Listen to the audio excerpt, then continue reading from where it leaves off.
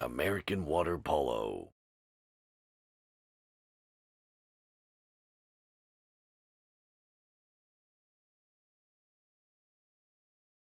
Hi, this is Damon Newman from American Water Polo. I'm here today with Chad Packer to learn some of the best practices and experienced officials in our Behind the Whistle series. How you doing, Chad? I'm doing great, thanks. Yeah, I appreciate you taking the time. So tell me a little bit about yourself and how you got started in officiating water polo.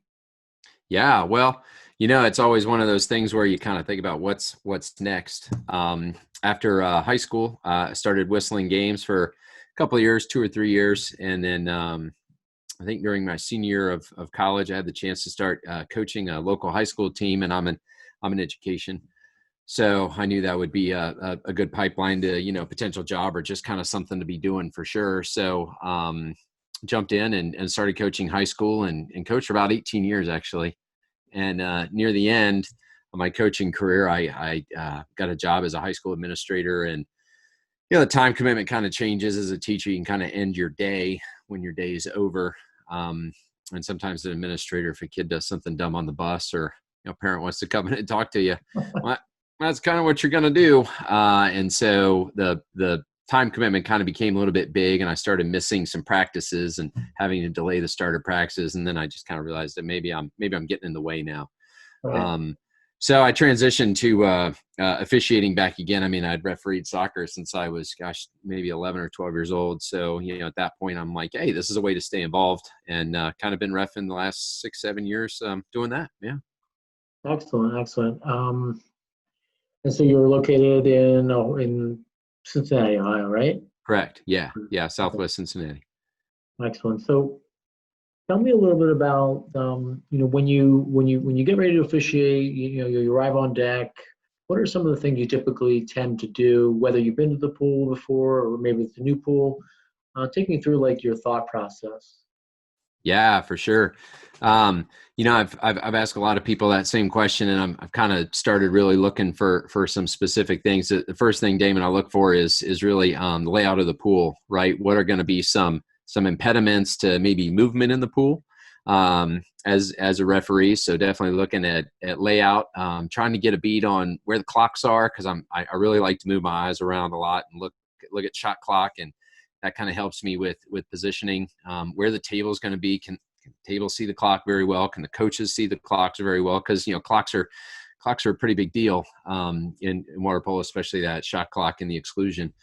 Um, the other thing that I really kind of tuned into is physically moving the benches, right? Because there's always the bench itself upon which they sit, but there's also the bench, meaning the area. That's a lot easier to control the area if you've located the bench behind the goal lines, right? Because if the bench is outside the goal lines and you're having trouble with a coach, and you're like, coach, you need to get back on your bench. Then they sit down at 1.5, 2 meters, and they're seated. Now they've got that, they're just like, well, I'm on my bench. You're going, I wish I'd have moved that. Right. Um, so those are just kind of that physical thing. And then, kind of check in with partner, talk about collaboration and the table, just kind of make sure they're squared away. Just kind of say, hey, here's kind of a couple of things I'm going to be looking for between quarters. But really good advice I got super early in my career was control the controllables. And those are just things, like I said, I can control before the game starts, because once the game starts, it's really hard to get control over the layout. You don't want to be measuring 2 meters away from the face of the goal a minute into the game. It kind of makes you look a little foolish. Right, right, right. So become professional and yeah, the controllables. I think that's a good piece of advice. Yeah. So you talk a little bit about collaboration. I know you and I have worked together, whistled a couple games, so I have a pretty good insight of what a collaboration conversation with you is like. But take me through what does that sound like? What does that conversation mean to you? Give me a little bit of a expand on that. Yeah. I think something that really, it's just kind of this thing that I do now. I always talk about that four position, right? Right. The right flat, some folks would call it, because that's that area of transition where, as a referee, sometimes if it's heavy at the center forward, you really need some help out there to your left. Um, and that generally generates more conversation about, hey, listen, if that center forward turns to the 1-2 side, you just want to physically step down and take that. I'll see it and I'll know to kind of wrap up and maybe kind of help a little bit more with the backcourt. I think in having that initial conversation about the four, it kind of spawns a little bit of understanding about what is this collaboration going to look and sound like, especially if we're without the headsets. If we're with the headsets and we're talking about what does the conversation sound like, I mean, live time.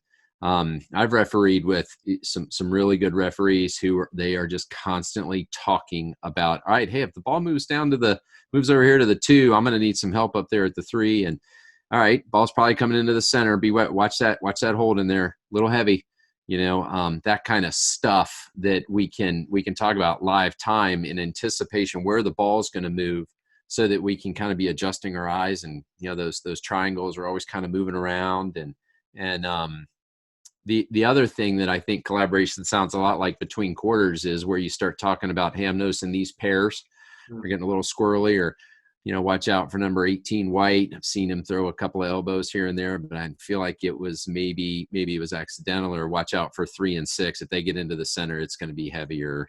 Just that kind of stuff Right.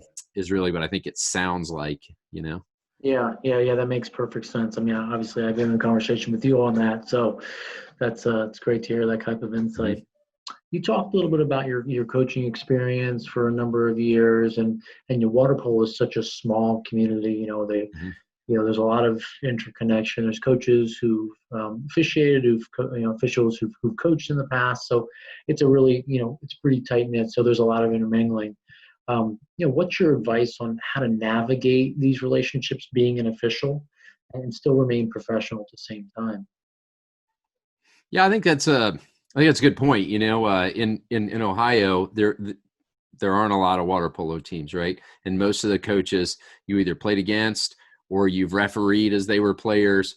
So yeah, I think that's something that we've become pretty adept at here. I think the biggest thing that, as a referee, I'm one of the referees that kind of helps our organization here in Ohio, is we're always talking about everybody kind of needs to know their role.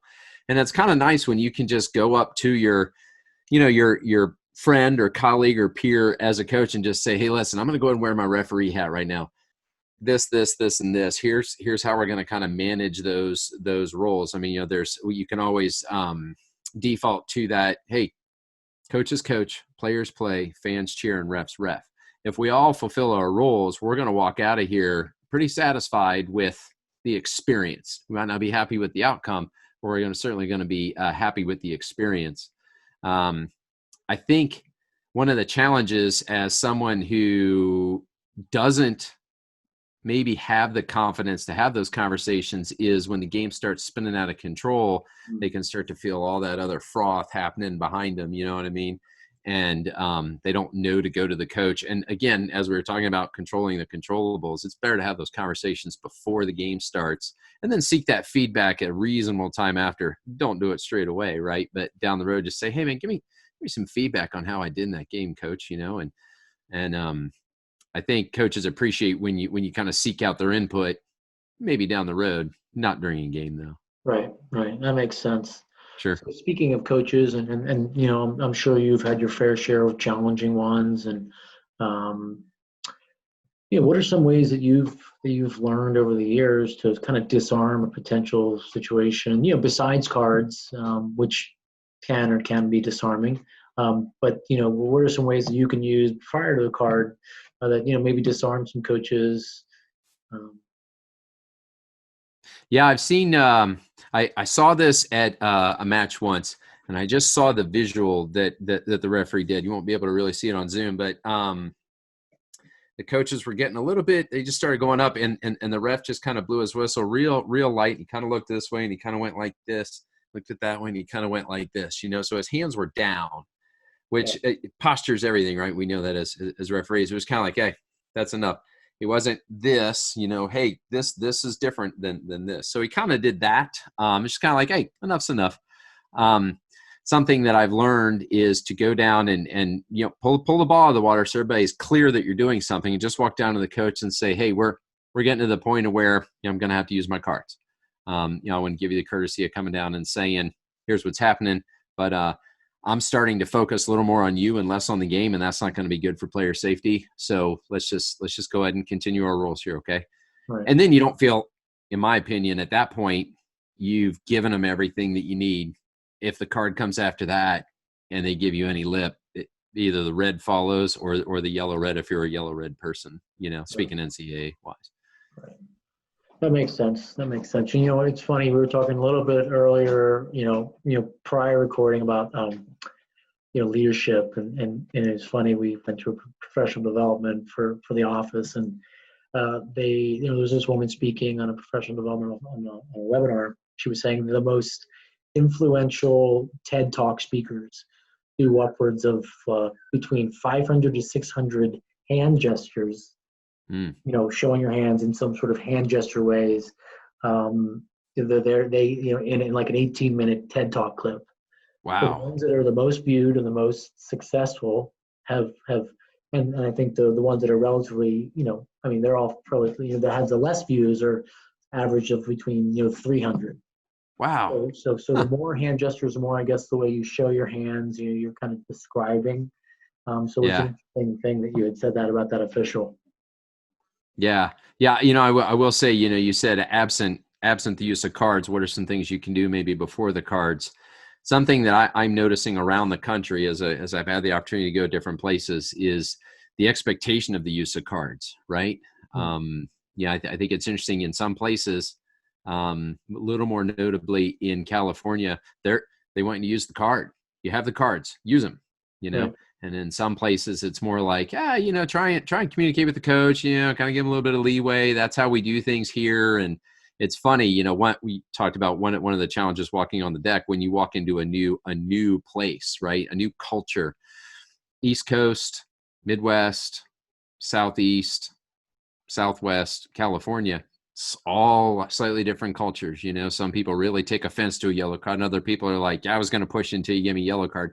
And then the game begins. You know what I mean? Right. But until you throw the yellow, I'm going to keep pushing you. I'm going to keep, it's like we always talk about, on the perimeter, players going to come out and whoop.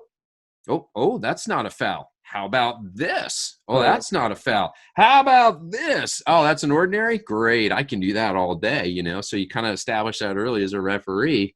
I think coaches do the same thing, right? They're going to push until they get the yellow just to see, and I think sometimes it's worth going down to the coach and saying, hey, listen, I'm not going to give a yellow red. I know it's in the rule book and it's in my arsenal, but I'm not going to give a yellow red. Yet the next one's probably going to be red. Just so you know. Right. Kind of changes the game on that, I guess. Yeah, for sure. So some of the the best practices that you would suggest working with an experienced official, but also working with novice officials. How can you help make that a good experience for both parties? Yeah. When you sent me these, I thought to myself, I need to really think on that. I refereed with a pretty high level referee this past summer, 2019, not 2020, and he came over at the end of the first quarter and he said, "Hey, it really looks like you're kind of hanging back. I know there's an experience difference, between us, but go ahead and whistle your game, man. I'll step in when I need to, but go ahead and whistle those exclusions when you see them. Don't wait on me. Go ahead and do your thing." And I've kind of taken that to heart, that I'll say the same thing to newer referees. I'm like, you do your thing, man. Blow your whistle your exclusions. If I don't feel like it's maybe one that merits an exclusion, we can talk about it. No worries. But don't there is no lead ref, back ref or trail ref or whatever, the lesser than referee. I mean, we all have to whistle our areas. If you need some help, just communicate with me. Hey man, I need some help. I think the other thing in working with novice officials is, hey, how do you best take feedback? Do you take it in the moment over the headsets, talk about during quarters, or you want to talk about at the end of the game? Because if it is live time, I'll give it to you. If it's between quarters, then I'm going to know, as kind of the more experienced referee, I'm going to say, remember that play. I want to talk about it specifically, where the ball came in, and they can lock that into their memory, so that at the quarter or half or whenever we have those conversations, I can say, okay, now I just wanted to talk a little bit about that. But I know some newer referees, they get super overwhelmed when they're getting that in the moment feedback, Right. and then the game starts going sideways on them because they're so worried about that last call that they miss the next two, and then that call becomes this multiplication factor of bad calls. So we don't want to do that. Right, that's right. So do you have the ability to get out of your own head Yeah, if and when you do make a mistake, right? sure, yeah, That's yeah, a for challenge. sure. So speaking about challenges, what's the toughest part of the game and to officiate and why? Yeah, I would be shocked if any referee didn't say the center forward position. I mean, and it's one of those things where you would think the more experience, the better you become as a ref, the easier it would be. But then the complexities of location of ball, right? How did that player get positioned? Are they running a full drop? Are they running, and what kind of drop defense are they running? And, where's the goalie position? And, where are we in the game? There's more and more, variables that add to it. I think the hardest part for me at the center forward, or the biggest challenge, or the thing I enjoy the most, is discerning between a more athletic player getting the move athletically versus something that is against the written rules, right? The hold, the grab, the impeding, that kind of stuff. But as always, the more you see it, the better you get at it. And I think, the thing that is we could probably go through this spectrum of, it's a little bit easier to ref a higher level center forward game because the center defender is just as athletic. When you get those 16s and 18s, boys and girls, where they're getting that one's a little more athletic, or one's a little bigger, or one's got, a little bit more strength, and there's that disparity, then you kind of have to start thinking, oh, was that wasn't overly vicious or overly aggressive. That was just athleticism. So I think the 16s and 18s, sometimes you think, 16s and 18s would be easier to ref than high level men's and women's collegiate. Sometimes it's not, right? Because everything is purposeful at high level collegiate or masters, right? Everything's done on purpose. Nobody ever questions those calls because, like, yeah, I did that. Yeah, that's definitely a contra. Whereas an 18-year-old might not even know that what she did was a contra foul, So Right. That's true. That's true. When I ask this question, I do think about what's the most challenging thing about it, and I think everything really, the center forward position is certainly challenging. I think transition, that's when it comes to the high level, like transition can be just as stressful sure. because, like that's, a call that's not made, then that leads to something, that happens 10 seconds later is like a call that should have been made, right? So it's like, that transition, offense to defense, you're late on, you're late on what you thought was a submarine, or what thought was a swim over is actually, no, it's a submarine, so, those types of things comes like really, they become challenging too. And the center forward position is so very challenging to call for sure.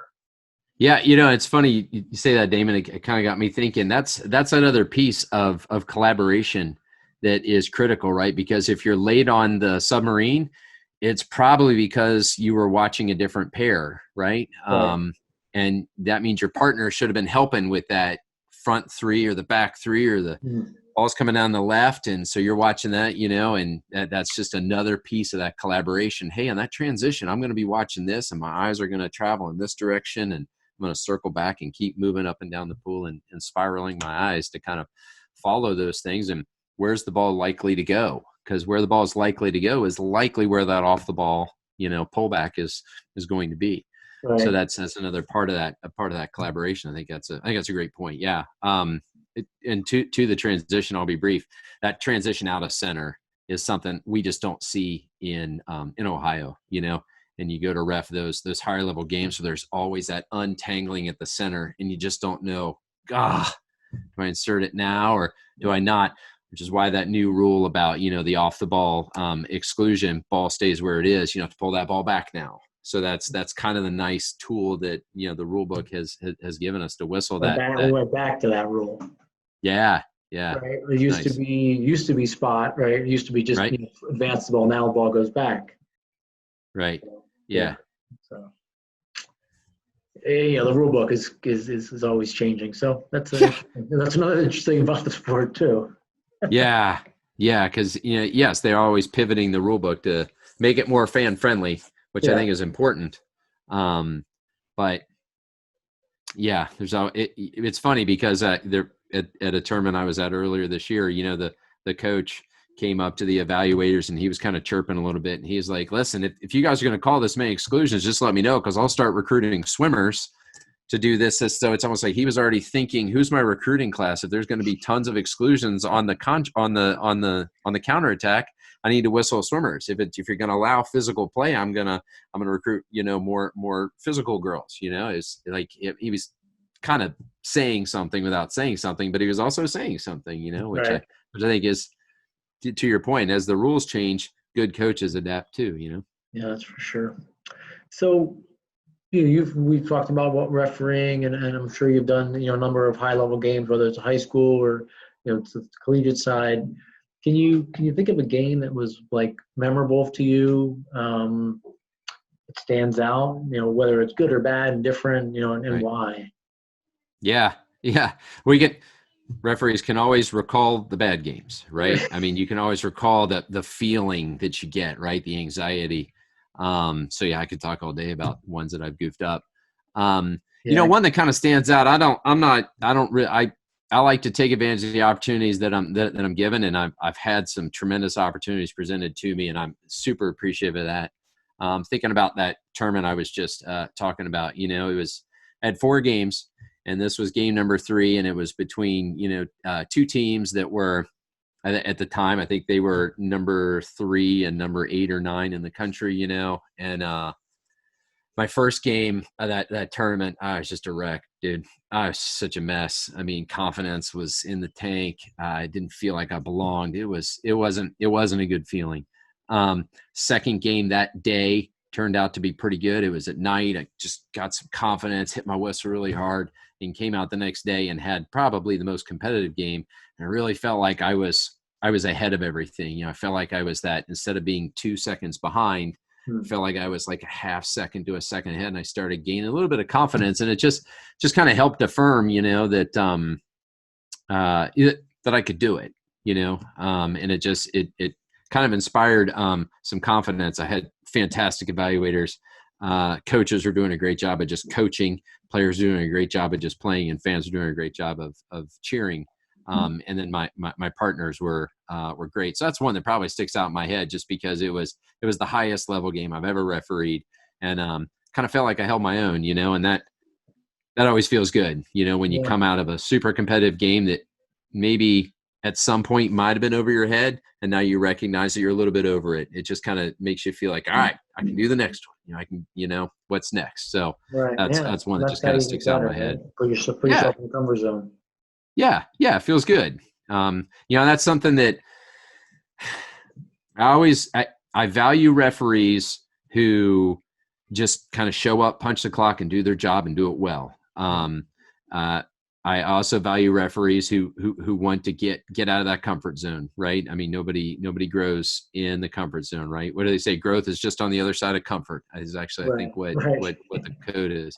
So you go out there and you just a little bit over your head, but man, that's how you grow. Right? That's how you grow in strength training. That's how you grow in relationships. That's how you grow in refereeing. Swimming, the pace is a little bit uncomfortable. That's where growth is, Yeah, and that's for I think sure. that's something that I'm so kind of striving for sure. Definitely. Well, I'm glad to hear you had a really good game for, well, Yeah, this was in the February. This was like yeah, for the shutdown. Excellent. yeah, That's yeah. And then the awesome. shutdown came. So now, Yeah. have you thought about that? Like, you're going to get an assignment. You're going to go, oh my God, I haven't seen a game in forever. What am I going to do? Well, it's a good way to go out though. You felt really good about yourself. Yeah, yeah. It was good. It was a great experience. Like I said, I've been very, very fortunate to get some opportunities. So That's great. you're always grateful for those. So if you were to think about the experiences you've had, the knowledge you've gained over the last few years, what would be like maybe a piece of advice you would give your younger self, that you were just starting out, something to focus on, things to avoid? What would that be if you were talking to young Chad? Huh. I hadn't thought about that. I think the biggest thing that I used to tell players when I was coaching is you have to watch games when you're not playing. You can't just be playing when you're playing, right? You have to be watching games. Thankfully in 2020 we have access to HD games forever. You can watch a high def game pretty much every day. Right. And the idea of always studying film and always watching yourself referee and kind of evaluating yourself and being open to that kind of feedback is again where I think growth occurs, and that's a way to sustain the growth that you made, right? So I haven't refereed any games since I think you and I were at Grove City, maybe a game after that. Haven't refereed any since then in February, but I've probably watched 150 games since then. I would have refed probably 150 games since then. So I've watched 150 games and broken down film and rewatched and kind of thought where I was. So I think that the idea of you're always watching better referees than you, then you're going to improve because you just kind of take a little bit from everybody you see, I guess. Yeah, that's great. That's excellent. Well, Chad, I really appreciate the talk. It's been Sure. been great spending some time talking water polo. This is Damon Newman from American Water Polo. As always, check out our website, AmericanWaterPolo.org. Follow us on Facebook, Instagram, any other interviews and educational resources we might have. Thanks for the time, Chad. Of course.